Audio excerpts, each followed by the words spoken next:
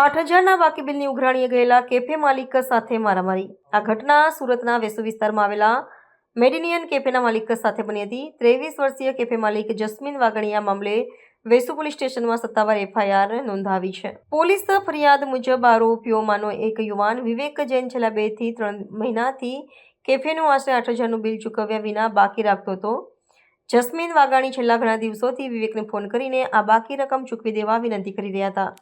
આરોપીઓ માર માર્યો અને તેનો વિડીયો પણ બનાવ્યો. બિલની ઉઘરાણી કરવાથી ગુસ્સે ભરાયેલા વિવેક જૈને પોતાના મિત્ર દીપક જૈન સાથે મળીને એક યોજના બનાવી. બંને યુવાનોએ જસ્મીન વાઘાણીનું અપહરણ કર્યું હતું.